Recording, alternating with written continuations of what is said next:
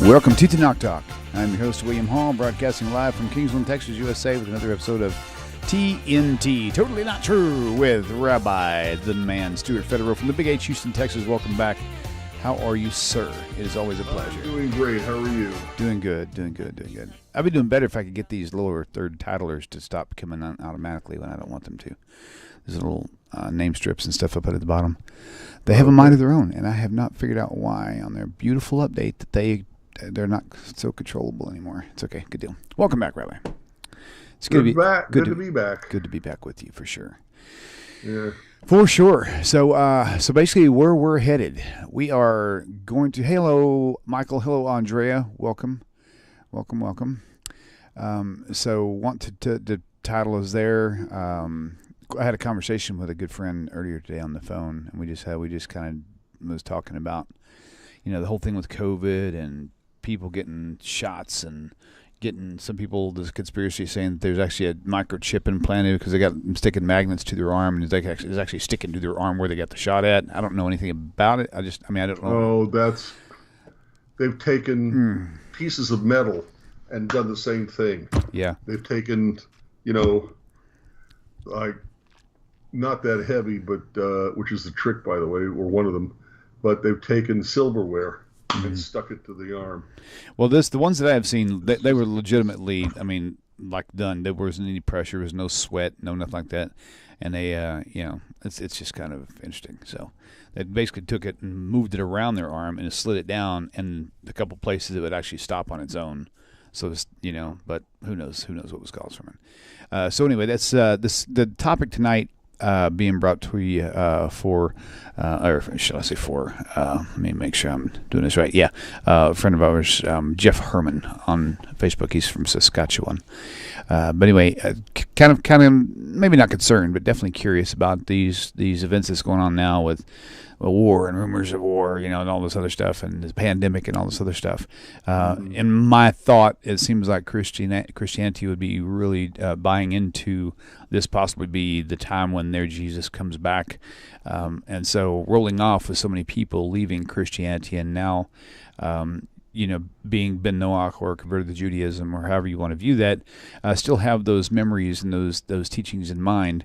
So kind of wondering if the Tanakh supports the end time, the eschatology, in dealing with things of pandemics and things of that nature.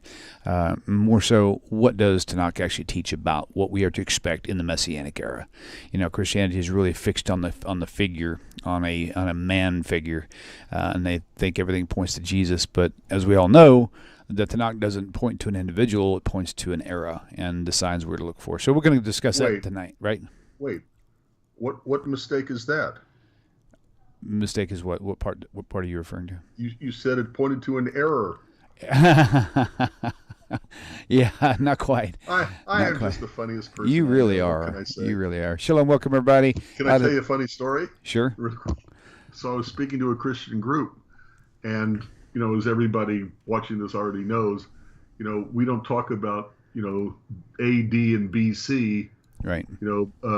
BC before Christ, AD, Anno Domini, year of our Lord. Or after death. He ain't our Christ, and this ain't the year of our Lord. He ain't our Lord.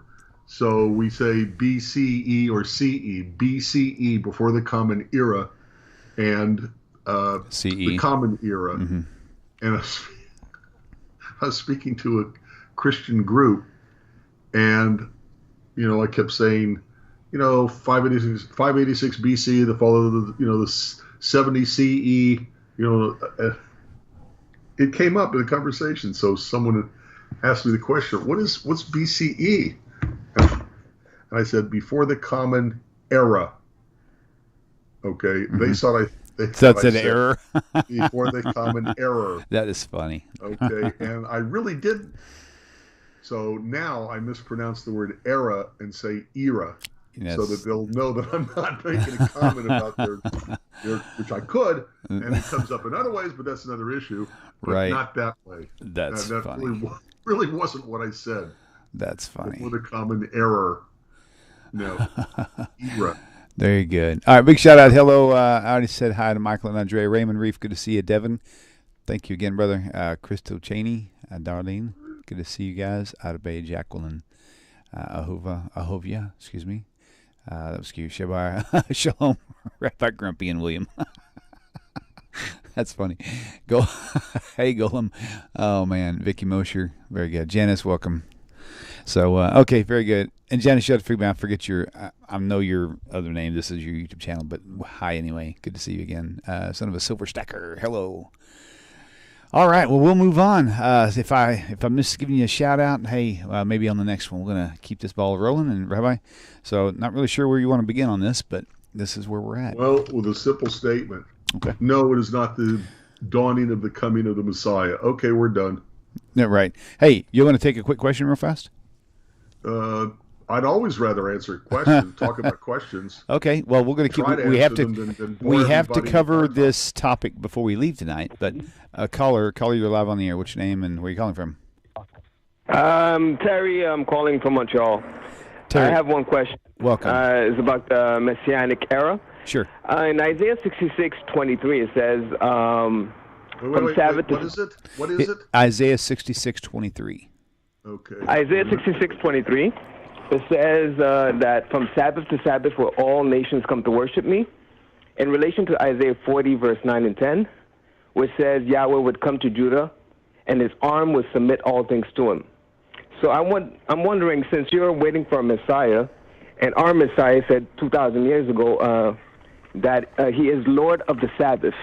So therefore, wherever there's a 7-day cycle, there is the sphere of his influence. So since all nations has been submitted to a 7-day cycle, I'm wondering what is it your Messiah is going to do since Jesus Christ has submitted all nations to the 7-day cycle? I'm not totally sure I'm clear on your question just yet. Wait. You're saying that only because of Jesus, people have 7 days in a week? Well, 2,000 years ago, all nations except for Israel. And before that, they didn't have a such thing as a 7-day week. Let me explain to you what my case is. Okay. Before 2,000 years ago, when Jesus Christ said he's Lord of the 7-day cycle or the Sabbath, only Israel kept the 7-day cycle. And it says in Psalms 110 that sit at my right hand until I submit all things to you. Isaiah 40, verse 9 and 10, the army Yahweh will submit all things to him. So 2,000 years ago, only Israel kept the 7-day cycle. And from 2,000 years ago up to now, the last nation is USSR.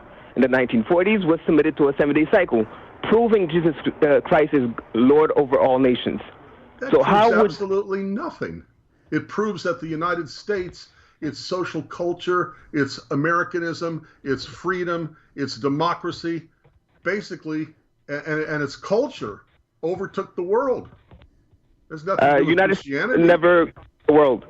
The United States never conquered the world. That is totally ridiculous. Neither did Jesus. Jesus was dead and buried 2,000 years ago. I know. We believe he's at the right hand of the Lord. I spit Psalms 110, 1 and 5.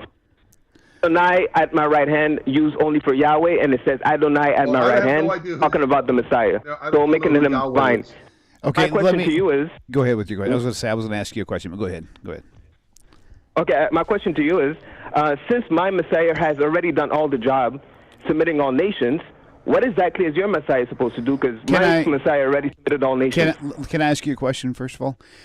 Yeah, go ahead. Because really, when it comes down to Tanakh and prophecy, according to Tanakh, when the Messiah does come, and is only mentioned he's coming once, he's not coming twice, there's no support in Tanakh that he's going to be here twice.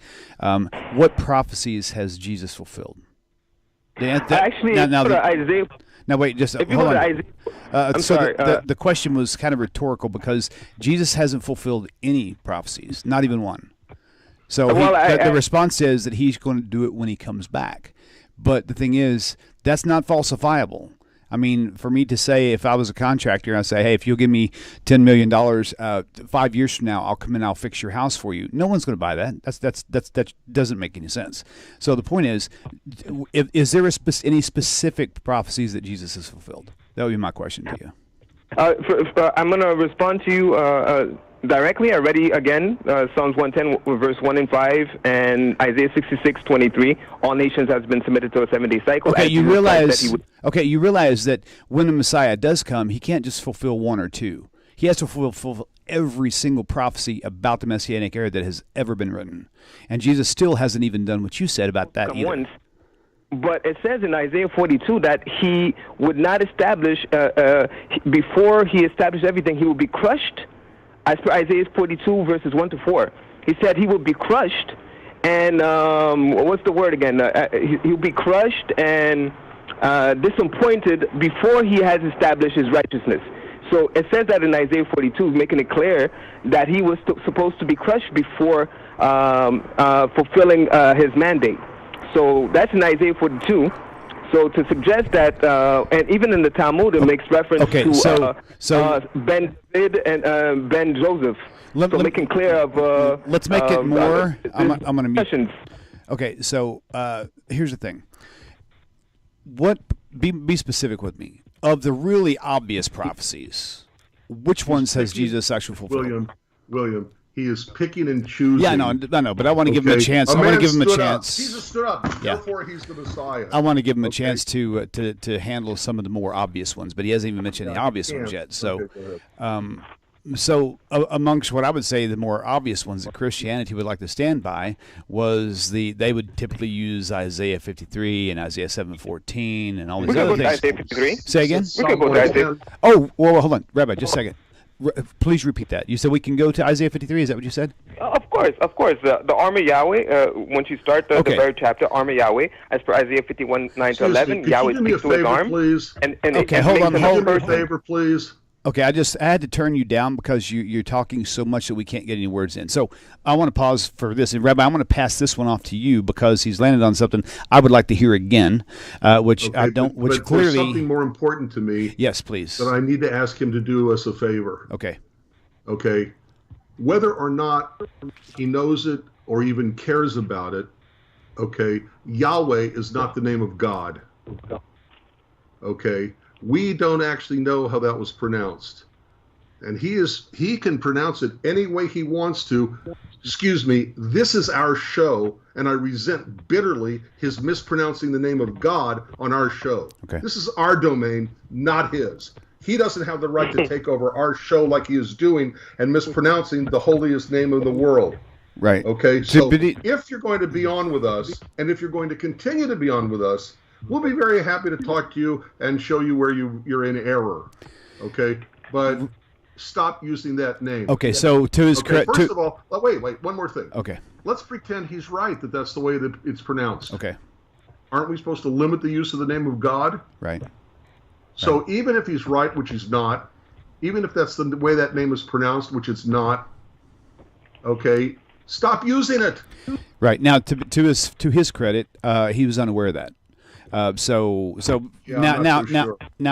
he understands what the request is of the show, and thank you for respecting that. So let's go ahead and move into the Isaiah 53. Thank you, one of my farm off grid, and thank you, Yisrael Tracy Waymeyer, for agreeing with me. Rabbi, so I want you to, if you don't mind, go with the Isaiah 53. There's so many errors, and you could. And so if you want to, you can go ahead and hang up now. Listen to the. We're gonna specifically. Wait. Can I participate? Because I know what he's gonna say, and it's easily refutable. Really? That you're not going to convince us. Easily and we're not going refutable. to convince you. And the only reason you're doing this is you're trying to plant the stupid seed of faith. Okay. Now wait, Rabbi. So here's what I want to do.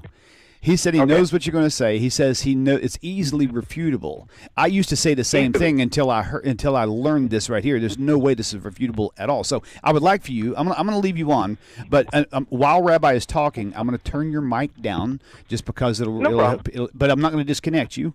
And then I'm going to ask him for a pause from time to time and let you talk back. Okay.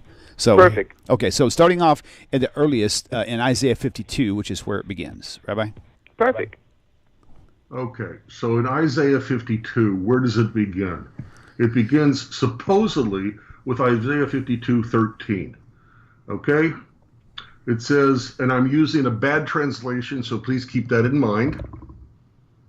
Behold, my servant shall deal prudently, shall be exalted and extolled and be very high. As many were astonished at you, his visage was so marred before any man, and his form more than the sons of men. Who is preaching here? That was a question for you. Go ahead. Who's talking right there? I'm thinking it's I'm sorry. I'm thinking it's God speaking through the prophet, right? Okay, fine. So it's God speaking through the prophet. Who was Exactly. Isaiah speaking to? Speaking to Israel. Exactly. Or to all to everybody so that's reading it. Isaiah As well. So now let's re-examine Isaiah 52, verse 14. It tells us who this whole passage is about. As many were astonished at you. If Isaiah is speaking to the Jewish people, from the very second line of the whole thing, we know that the whole paragraph, even going into Isaiah 53, is talking about the Jewish people because of what it explicitly says here. As many were astonished at you, the people to whom Isaiah was speaking. Okay, Then it it switches to the third person. His visage was so marred more than any man, and his form more than the sons of men. If this is supposed to be Jesus, how come he's always portrayed as being handsome? Okay, Rabbi, and how come he's always being portrayed as a carpenter, which would make him very muscular? Okay, let's let him respond. Go ahead with your response. Yeah, first of all, a quick correction. It's not speaking to Jews. It's speaking to Israel. There's two houses, the house of Judah and the house of Israel, and God made a covenant with both of them. So I don't want to make it only Judah is only one of the 12 tribes. That's first of all. Even if he's speaking to the people of Israel, it tells you who this whole paragraph is about. It's not about this a person. This whole section is about the people of Israel. It's about the people, not unified tribes of all 12 together. I was going to respond to that. It's about Israel. Okay, Rabbi, hang on. I was going to respond. I just wanted to correct you for the sake of the people listening. That is not about Judah. Oh, you're so only one tribe. Judah is only one tribe. Now I'm going to respond to you. The chapter starts with speaking of the arm. Well, as per Isaiah, Isaiah we're not talking about 53. We're talking about where the whole passage begins. So, which real is quickly, 52:13. This is a huge issue that you're probably unaware of. Is that the Isaiah 53 doesn't start at Isaiah 53. I am aware of that. So really, the very beginning thing is Isaiah 52:13. That's where it all begins. The numbers and chapters right later. I went before that. I went to Isaiah 52:10. Okay. And I'm going to Isaiah 51 9 to 11, 51 9 to 11, and I'm going to Isaiah 50 verse 9 to 10. Okay. Speaking of the arm of Yahweh, the arm of Yahweh is a person because Yahweh speaks to his arm in Isaiah 51. Where does it say that? Can I establish my case and then you could respond to me because you're saying whoa, you don't even know what my case is. Isaiah 51 9 to 11. We're talking through God is speaking. God is speaking to his arm, and this arm is called by the divine name as per Psalms 89:10. So, and Isaiah 52:10, it says that this arm would be stripped from his power. So, making reference of the Son of God who became a man, being stripped. And then you go to Isaiah 53. It starts with the who has believed this report, and to whom has the arm of God been revealed, the divine name been revealed. So we know who we're speaking about. He's speaking about the arm of Yahweh. Can I ask you a quick question myself? If you're saying this whole thing is a physical arm, then why didn't the death of Jesus have him dying by hanging by a single arm then? Why is it that he had pierced his hands and his feet and all these other things? If in fact, let me finish my question. Okay, go ahead. If in fact this whole thing is specifically referring to a human being because it says his arm, but everybody knows any symbology with Jesus all throughout the New Testament doesn't just have to do with his arm; it has to do with his hands and his feet. So that was a huge miss. No. Maybe you're misunderstanding my position. My position is that the arm of the Lord, or the divine name, is a title in reference to the Son of God, as is the right hand of... Where do you get that from? Because I just gave you my case. Isaiah 40 verse 9 and 10. I gave you where it says... Okay, can I just make my case? Isaiah 40 verse 9 and 10, where it says, the good news is the divine person would come himself would appear to Judah. That is the good news. So we know the good news according to the New Testament. Jesus Christ Excuse me, where does it say anything about and then you go to, I'm just finalizing. Isaiah 51 verse 9 to 11. God, the divine name, is speaking to his arm, and this arm is called by the divine name as per Psalms 83:18, who is only given to the Creator. This arm of Yahweh is. Okay. I'm sorry. This I'm arm going of God is that name. I'm going to cut you off just for a second here, because first of all, we're not being able to discuss anything because you're just peppering like pepper spray so many things we can't even process a single one of them. So, with all due respect, I'm gonna have you stop right there, because you've already given us so many things that you have interpolated into yourself that there's no proof in the text at all. It's all Christian teachings that actually teaches you to look at this verse this way. There's no way you can extract that from the Hebrew Scriptures itself. So because of the direction this is going, and I see where you're headed with this whole thing, we have enough information now to carry on. So I'm going to disconnect. Wait a minute, William. Yes. I'm trying to... He's so scattershot. That's what I was talking about. Right. Okay, that he mentioned Psalm 89:10, but I don't remember what he said about it. And then he went to Isaiah 40, and then he didn't, but I can't remember what he said about it. Sure. It's like squirt gun and hoping some of the water gets in the bottom. I can only tell you this. We've had this channel now for going on 7 years, and I've got over 1,200 videos, and 99% of them dealing with Christian teachings. Right? We have covered this topic so many times with so many different variations of it. Yeah, but he knows better than everybody. So with that respect, go back and look on Tanakh Talk channel and look up. Just type in the search bar what topic you're looking for. Find those answers are in there, and I know you're not going to agree to it even when you hear them, because I didn't either. I resisted for like 2 or 3 years until I kept studying it out, and I finally started realizing, wow, this really is true. So I'm going to have to leave you with that, because we don't want the show hijacked this way. If it was a single question, maybe 1 or 2 references, then we could address it. But you're just going all over the place, and there's no way anybody could actually respond to that. So it's a bit unfair that you really would want it to go this way to begin with. So as you have all these verses written down and all these references you have, we also have those, but it's not going to do any good to just pepper you with them all. Discuss one thing at a time and move on, but it would take a lot more time than what we have on the show. So with that said, I will leave you with this. Isaiah 53, and actually I still want to go there for his sake and for everybody else, because this is a really great chapter. I love this. Isaiah 53, verse 9. Right, the first and the second half of it, you'll find a parallel, almost word for word, verbatim prophecy by Zephaniah in Zephaniah 3:13, where he literally tells you it's referring to the children of Israel, or the remnant of the children of Israel. It's not referring to a person. Whether you call it Judah or Israel, mishmash. It's not talking about Jesus. That's the thing. So, Rabbi, I'm going to let you have the floor and let you take off on Isaiah 53 for a little while. Is that it is so scattershot, and so this means this and this means this, but let's talk about whether or not it means it. Let's talk about, how do you know that anytime an arm of God is mentioned, it's Jesus? It's an interpretation. A Hindu can say the arm of God is a manifestation of God, one of their 20,000 gods. Okay.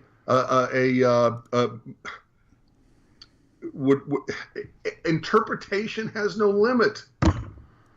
But if you take a look at Isaiah 53 on its own terms, okay, and not try to read everything into it.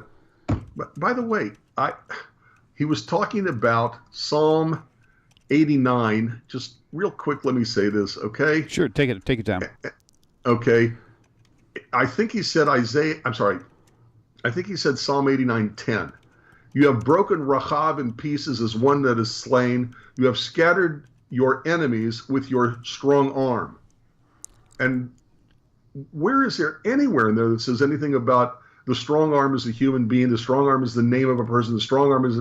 Every time the Bible talks about the strong arm of God, it's talking about saving the Jewish people in front of non-Jews.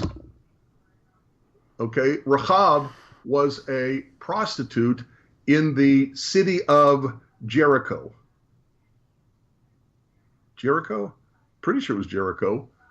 So she's representing here the non-Jewish nations that are in pieces like one who was slain, because God has scattered God's enemies with God's strong arm. Unless you're going to say that this is a reference to Jesus going back, even before he was born. I mean, whatever. Okay, so let's go to Isaiah 53 again. Okay, but we're going to do this real quick. Okay, Isaiah 53, as we tried to say to him, doesn't begin with Isaiah 53. It begins with Isaiah 52:13. Okay. Behold, my servant shall deal prudently. He shall be exalted and extolled and be very high. 14. As many were astonished at you.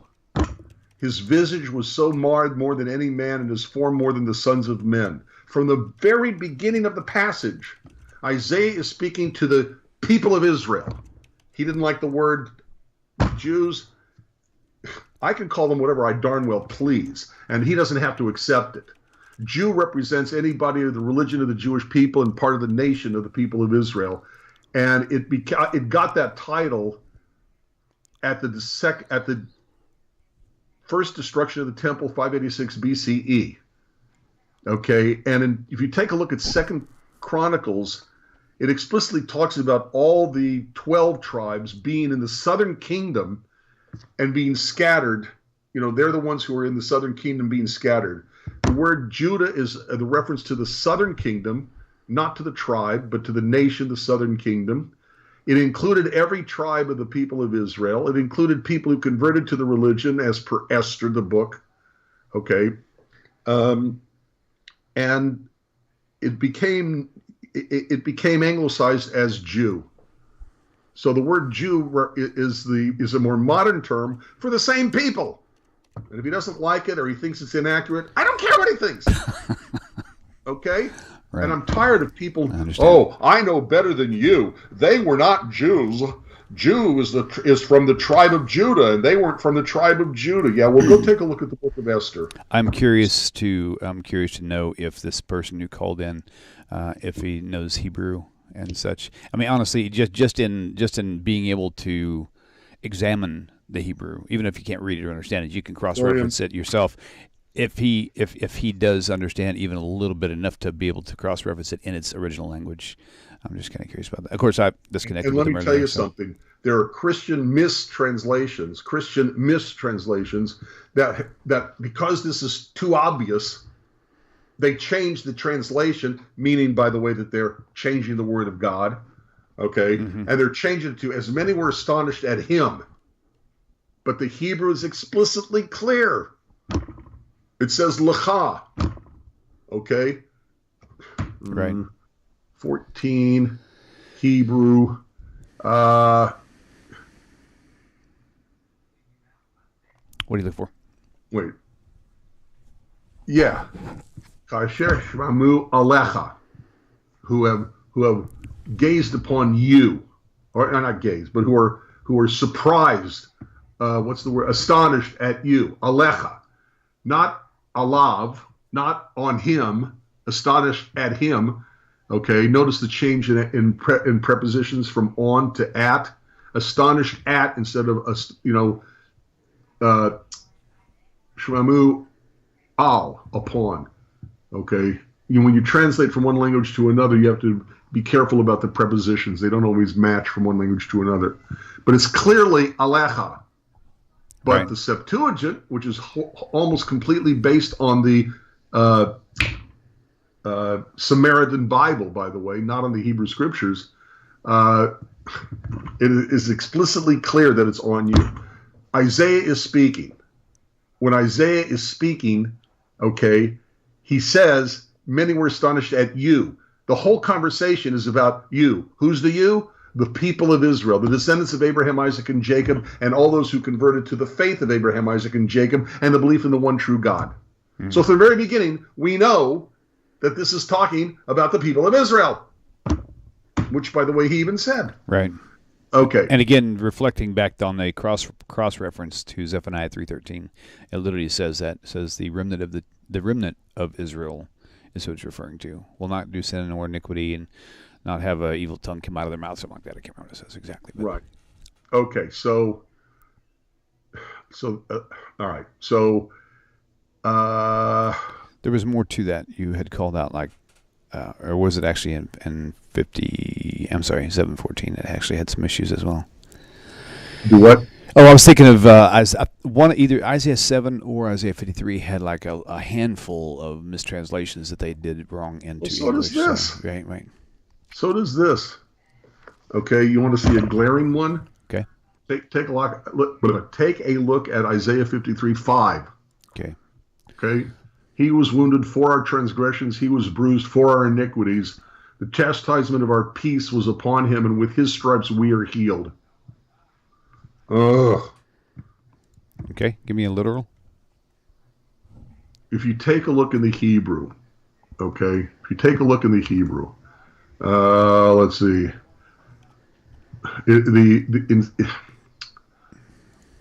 The Hebrew prefix for the word "for," he was wounded for our transgressions, would be a lamed, an L sound, le, pasha'enu.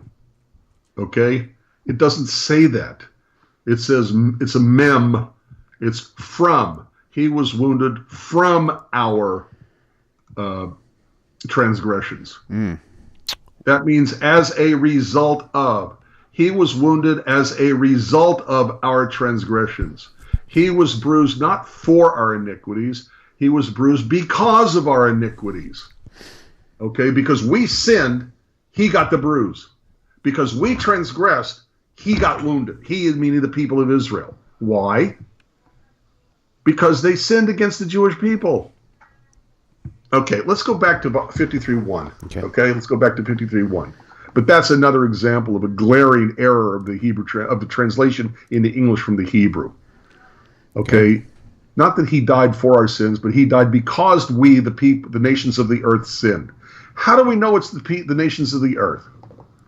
Okay. Okay. Isaiah 53:1. Who has believed our report, and to whom is the arm of the Lord revealed? Okay. He even mentioned this and then tried to slide over it. But take a look at Isaiah 52:10. Okay, Isaiah 52. Let me see. I'm trying to get the screen to work where it'll display the entire thing. Not being too cooperative. 52:10. Didn't we just do this, Isaiah 53? How often do we have to do this? As often as needed. Tell people to go look at this yourselves. All right, my God. You probably have, I would say you probably have 50 different videos out of the, what have you got now, 1,600 or something like that? 1,200 or so. Okay. Okay, so I'd there's say your... at least 100 are involved in Isaiah 53. All right, there is your Hebrew. Good. Okay, so the Lord has revealed his holy arm before the eyes of all the nations, and all the ends of the earth shall see the salvation of our God. Okay, wait. To whom does he reveal his outstretched arm? To whom is he revealing his arm? Okay, le'enei kol hagoyim, in front of all the nations. In front of all the nations. So when, in Isaiah 53, it says, who has believed our report, and to whom is the arm of the Lord revealed? The arm of the Lord is revealed to the nations, who just said in Isaiah 52:10, we're the people in front of whom God revealed his arm. So who's speaking here? Mm-hmm. The people to whom the arm of the Lord was revealed, which according to Isaiah 52:10 is explicitly the non-Jewish, pagan, idolatrous nations of the earth. So the people who are speaking are the nations, and what are they saying? They are saying, oh my God, I can't believe it. The Jews have been right the whole time. Mm-hmm. Right. What we did to them is called sin. We weren't protecting Christianity. We were sinning against the Jews, God's holy people, God's chosen people. And everything we did to them that they suffered for is a result of. They suffered because of our sin. Because what we did to them was a sin. They suffered from our sin. You know? Mm-hmm. All right. Who has believed our report? To whom has the arm of the Lord been revealed? For he grew up before him as a tender plant and as a root out of a dry ground. He has no form or comeliness, and when we see him, there's no beauty that we should desire him. Really, there's no beauty that we should desire him. No comeliness. Yet the text of the of the New Testament, give me a second. Okay, let me just pull this out real quick.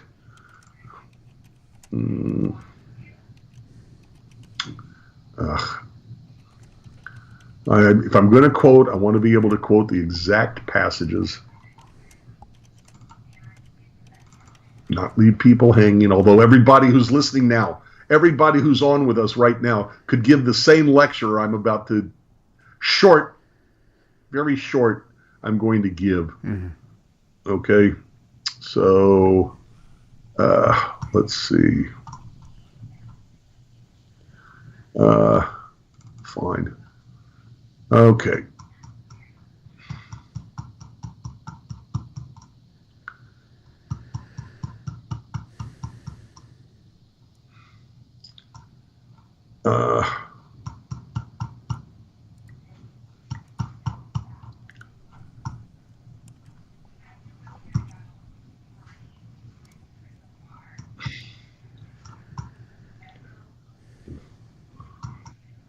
Don't ask me why, but for some reason, sometimes it removes that little thingy on the left that you slide up and down. Oh, say it again now. My computer just messes up sometimes, is what I was trying to say. No worries. So, I'm trying to look in the chat. And notice how he mentioned Isaiah 1:10, and it just kept right on going. So we couldn't really even respond to any individual thing he made reference to. Right. Oh, yeah, right. All right, at any rate. Okay, so let's do this because we got about 20 minutes left. Why don't we go ahead and move into our title for tonight? That'd be a good idea. Cool, and because it probably won't take that long to go over it anyway. So I'll let you. Just one more. Sure. Just real quick. Isaiah 53:9. Could you put the English up? Isaiah 53:9. Yep. It's one of my most favorite. Mine too, actually. Parts of all this. Right. Because it's such a blatantly obvious mistake made by Matthew, Mark, Luke, and John. Okay. It's just really Wait, that's 52. Sorry, my bad. What? I had the wrong chapter up. Hang on. 53:9. There we go. Just to whatever. And tell me when everybody, including me, can see it. It's up now. Okay, fine. He gave his grave to the wicked, to the wealthy with his kinds of death. What? Hold on. Whose translation is this? That's Chabad.org. It's who? Chabad. It's more accurate than the English is. Than the King James. It's not. Really? You think the King James is more accurate? The kind of something is mean. Okay? Hang on. Show me where the word mean is in this verse. 53:9. There we go. It's not there. Right. The word to be kinds of death. Okay. Okay, whatever. All right, I'm going to use my translation, and my translation, by the way, is the one that most Christians like, the King James. Okay. 9. He made his grave with the wicked and with the rich in his death, because he had done no violence, neither was there any deceit in his mouth. Okay? He made his grave with the wicked, and he was with the rich in his death. Mm-hmm. Except it's exactly the opposite if a Christian actually picked up the New Testament and read it for a change. Right. Okay? His grave wasn't with the wicked. His grave was, what's his name? The rich guy. Yep. Joseph of Arimathea. Joseph of Arimathea gave up his own grave for Jesus. The grave wasn't with the wicked. The grave was with the rich. Mm-hmm. And then it says with the rich in his death. He wasn't with the rich in his death. When he died, he wasn't with the rich. He was with thieves on crosses. So the New Testament got this all mixed up. And instead of writing where he made his grave with the wicked, he made his grave with the rich. Instead of writing where he was with the rich in his death, he was with the wicked in his death, the thieves. Then it says because he had done no violence. Are you kidding me? And by the way, it doesn't say he had only done the violence that was justified. It says he had done no violence, for which this is what happened to him. Jesus brought attention to himself when he overturned the tables in the temple. It is explicitly because he did violence that brought about his end, because they saw him as a troublemaker and crucified him. And the sign above him said, King of Jews, okay, well, it depends on which version you read, because they don't have the same thing for what was above his head, which also tells you how the New Testament is not trustworthy. But King of the Jews is in there with all of them. Why is that? The plaque is called the accusation. Why is it called the accusation? It's accusing him and tells people why he got crucified. If this is your king, instead of the emperor in Rome, this is what's going to happen to your king, and this is what's going to happen to you. So the crime for which he was crucified is drawing attention to himself. Because he had done violence, he got the death penalty. It's exactly the opposite. It says neither was there any deceit in his mouth. Let's see. What is the wait a minute. Zephaniah. Do what? Are you asking for the other cross reference? Which one are you referring to? Zephaniah 3:13. No. Well, it could be there too. It says the same. That's thing. not my go-to. Oh, what is your go-to? This is why we did a couple of months. The go-to. Okay. Jesus says, "Turn the other cheek. If somebody smites you on your right cheek, turn to him the left." Remember? Okay. John 18:22-23. When he heard this, one of the officers standing by struck Jesus with his hand, saying, "Is that how you answer the high priest?" Jesus answered him, "If I have spoken wrongly, tell me what I did that was wrong. But if I've spoken rightly, why are you hitting me?" Right. Well, wait a minute. He didn't turn the other cheek. Doesn't that violate Isaiah 53:9? Right. There's no deceit in his mouth, where he tells people to do one thing and he himself doesn't do it, which most people call hypocrisy. Right. Okay, fine. We're done with that. The end. Well, let's close out with the Zephaniah 3:13 then, because that's actually kind of my go-to response. Okay, we'll bring it for up. That's your go-to. Well, it's go-to as a response to them saying that it's definitely talking about an individual. When according to this, it's very clearly is talking about the remnant of the children of Israel. Right. The remnant of Israel shall not do iniquity, nor speak lies, neither shall a deceitful tongue be found in their mouth. For they shall feed and lie down, and none shall make them afraid. So the very first half of that is like verbatim exactly what it says in Isaiah 53:9. Right. So, but here it kind of clarifies who it's talking about. So there you go. Yep. Cool. Okay. The remnant of Israel. Right on. Okay, so we got 15. Let's do 15 minutes of closure on eschatology. All right. But, okay. Numerous ways to go about this. Okay. What I see Christians doing, okay, is the following. Okay. Have you ever seen the list of coincidences that are associated with conspiracy? Okay, that have to do, for example, in comparing the life of Abraham Lincoln with the life of John F. Kennedy. Right. The word Lincoln and the word Kennedy each have 7 letters. Both presidents were elected to Congress in a 46 and later to the presidency in 60, 1846, 1960. Both married women in their 20s while themselves in their 30s. Both lost a son while living in the White House. Both were shot in the presence of their wives. Both assassins, John Wilkes Booth and Lee Harvey Oswald, were born in 1839, 1939, and were both known by 3 names composed of 15 letters each. Booth ran from Ford's Theater and was caught in a warehouse. Oswald ran from the Dealey Plaza warehouse and was caught in a theater. Both presidents were runners-up for their party nomination for vice president the election before. Both assassins were. They go on and on and on with these supposed similarities. Okay, coincidences. How they're both the same. Mm-hmm. By the way, doesn't mean anything. Booth ran from the theater and went to a warehouse. Oswald ran from a storage, not a warehouse, and was caught in the theater. Something like that. Okay. Let's see. Booth ran from the theater and was caught in a warehouse. Oswald ran from a warehouse and was caught in the theater. No. Booth ran from Ford's Theater where he shot Lincoln, but he was caught in a barn, not a warehouse. The barn was in Virginia. It's the same way. The same way that they will that Christianity interpolates the Hebrew Scriptures. That's how they make it look like, oh, there's some connection there. What about all the things that don't match? Right. What about every single characteristic of Kennedy's life? Did they both have the same amount of children? Were they both the exact same sex? Okay. Did they? have the same thing for dinner the same night? Did they drink the same wine? I mean, there's so many things that don't match up. Pointing out the very few things that might have matched up, not all, some of which are just blatantly lies to fill out the list of things that are similar. Okay. And so what if they're matching? What does that prove? Does that mean anything?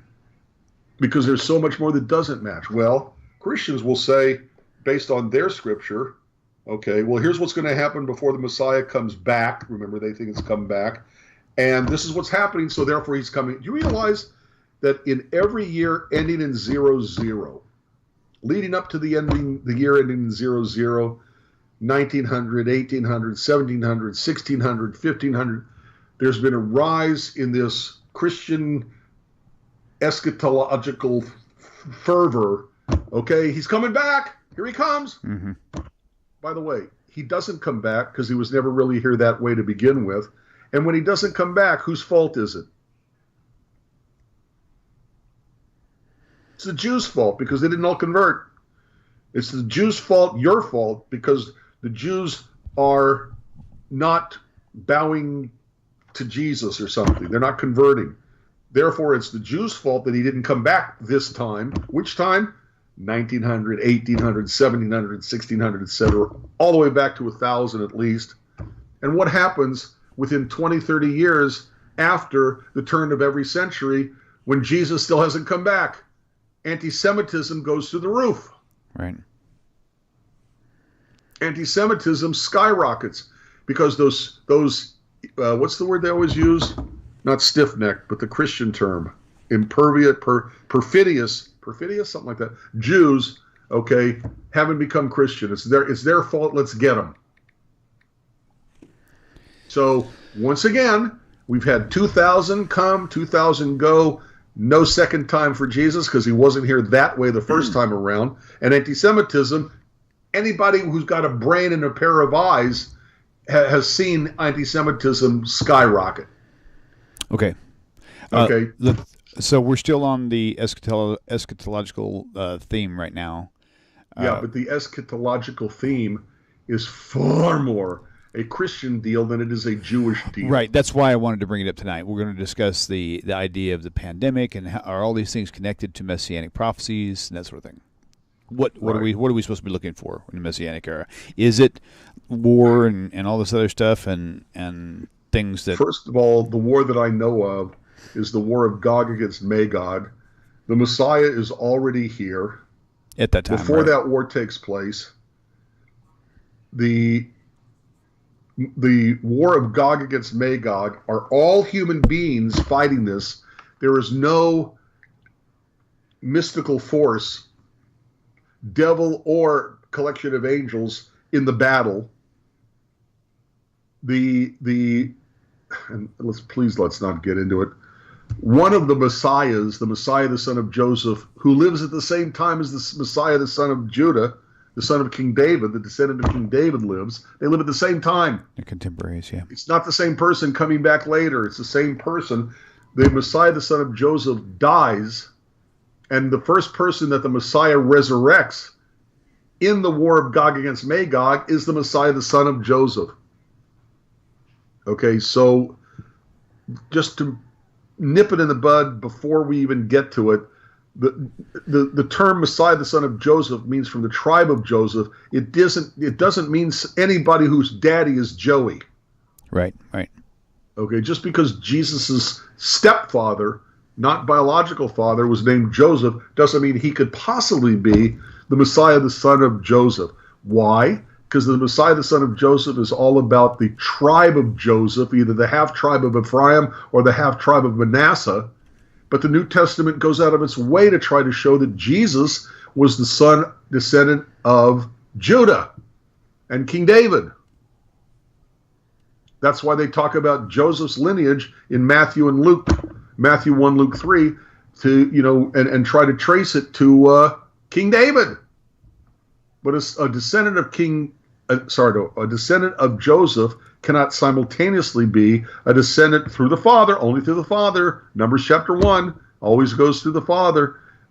Can't be both from Judah and King David and from Joseph, from two different tribes. Doesn't work that way. So, at any rate, so the war that they're talking about, okay,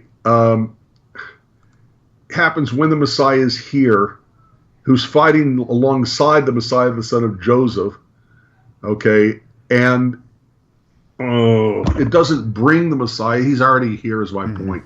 Right. Very good. So if you're expecting me to say, "Oh yeah, the Messiah is coming," you ain't gonna hear it. Oh, by the way, did you know that there's this is new, this is something never thought of before. There's a passage in rabbinic writings. I thought it was in the Talmud, but don't ask me where. I never remember stuff like that. Never have, never will. Where the rabbis are talking about the same thing. Gee, it looks like the evidence the Messiah is about to come. 2,000 years ago, whenever. Right. And finally, one of them turns to the other and says, the Messiah comes when grass will be growing through your jaw. You're going to be long dead and long buried long before the real Messiah comes. And that's what I feel like saying to all these people. Here he comes, it's coming, it's imminent, it's imminent. Yeah. Christians have been saying that, especially at the change of centuries, for hundreds and hundreds of years, hundreds and hundreds and hundreds of years, and they're still wrong. Now that's not much of an answer, okay? But all the things that the Messiah is supposed to do is what accompanies the end of days, the eschatology, okay? The redemption of the Jewish people from captivity, the return of all the Jews back to the land of Israel, the restoration of the house of David through the Messiah, okay, and rebuilding the temple in Jerusalem. Eventually, God resurrects the dead. There's a second judgment, okay, and there creates a new heaven and a new earth. Okay, I find tonight to have been extremely frustrating, extremely frustrating to the max. Okay, and I don't know what people have been saying. What are they saying? They're just scattered conversations. There's a few Christians in here bringing up arguments. I had to wait a minute, Andrea. What's block a few of them? Tachanit 4:5. What's that? I don't know what that's a reference to.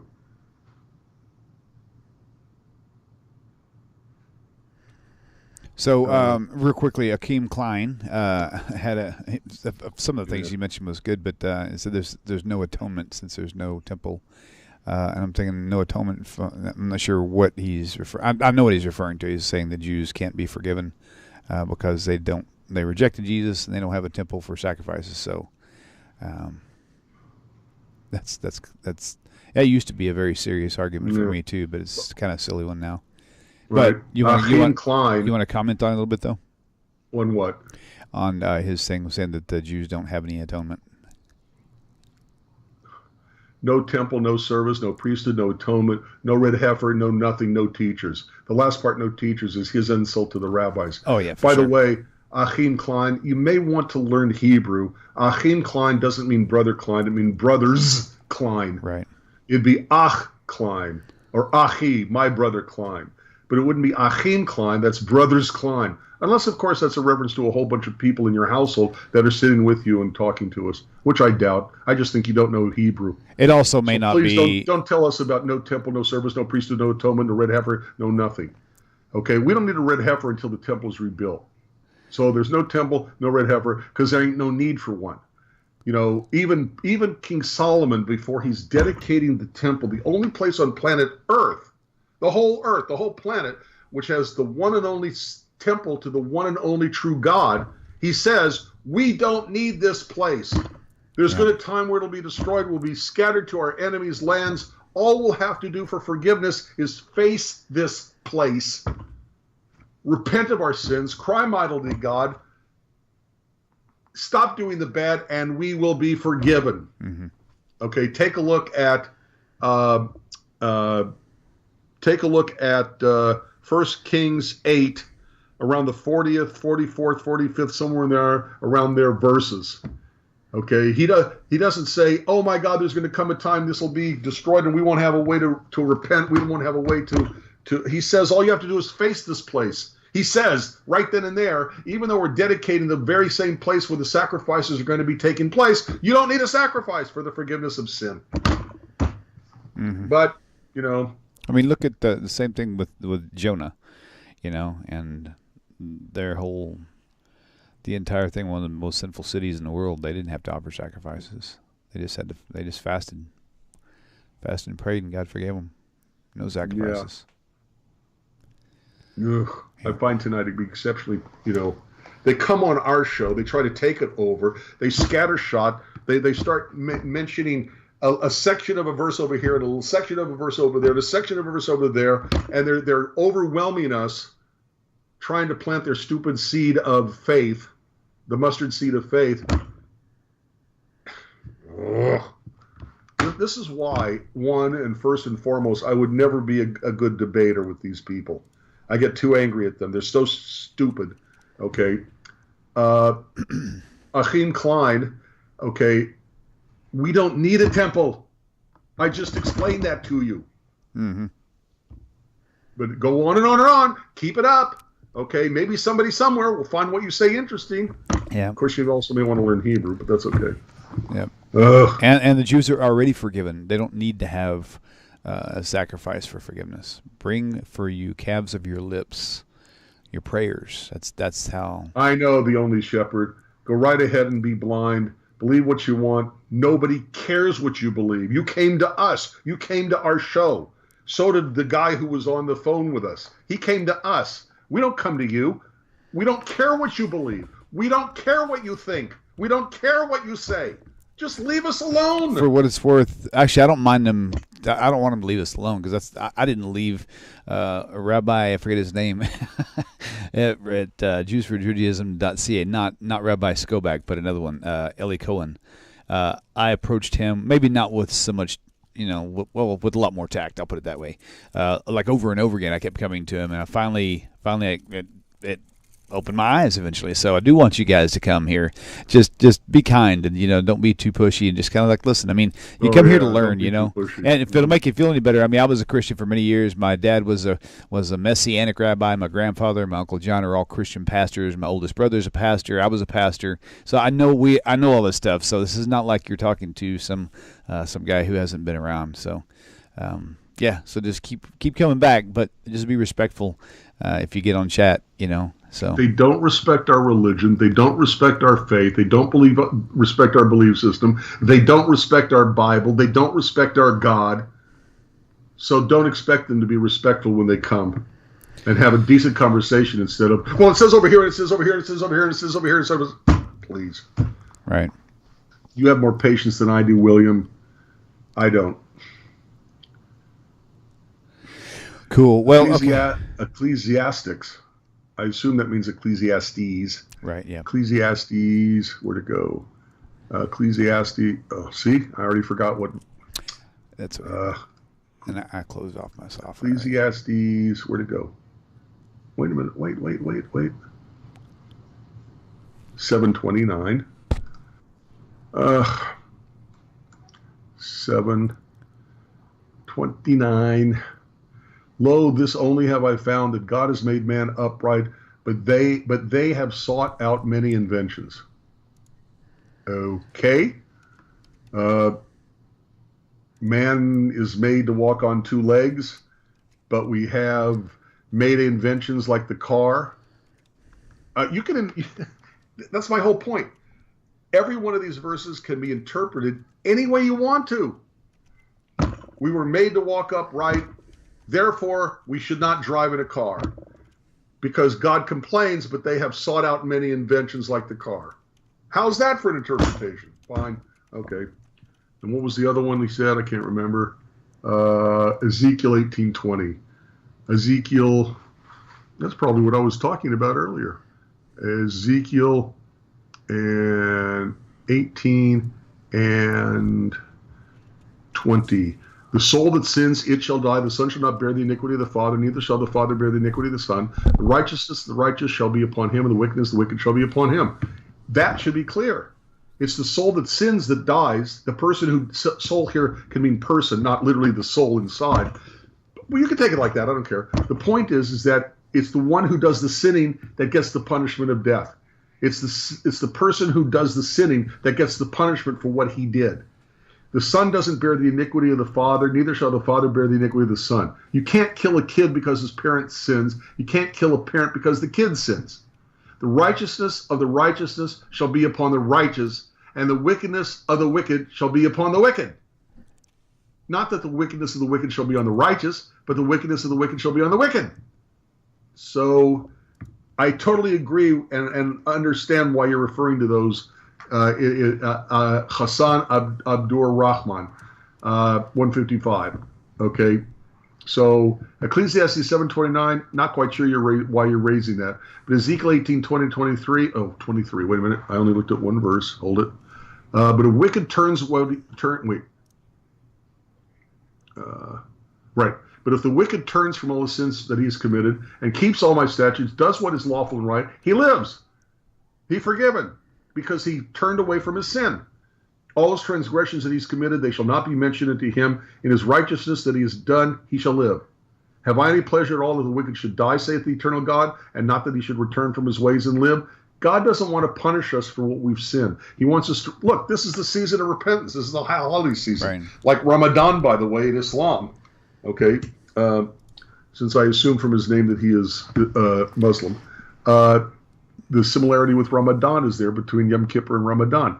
Okay, but the point is it's saying that all a wicked man has to do to be forgiven has nothing to do with a blood sacrifice. It has to do with stop doing the bad, start doing the good, and God will forgive you. And the wickedness of the wicked is on the wicked, not the wickedness of the wicked is on the righteous. And there's no inheriting guilt from our parents. That's what that's all about. I hope that answered your question. There you go. Well, Rabbi, okay. we are right there at the cusp of closure. I know. You want to go. Yeah. So let's go. Go grab some grub, visit with the family. Grab some grub. Mm-hmm. So, well, you guys, thank you all. Yes, exactly, Hassan. We are not born in sin. That's a totally Christian concept based on their misreading, mistranslation, misunderstanding of Genesis, of the creation story. Hanging up with you is like hanging up with my wife. I got to start 20 minutes early. Golem one. Don't feed the trolls. I don't even want to entertain them here. That's funny. All right, Rabbi. I'm playing the music. Music's going. Here we go. They got to see the finger dance. Yeah. Finger dance. Hey, we haven't seen that. We haven't seen that finger dance in a long time. I find this broadcast has been very depressing because. Well, next week will be. They're nutcases and they both. Shalom, everybody. We'll see you next week. Same time, same place. Hashem willing.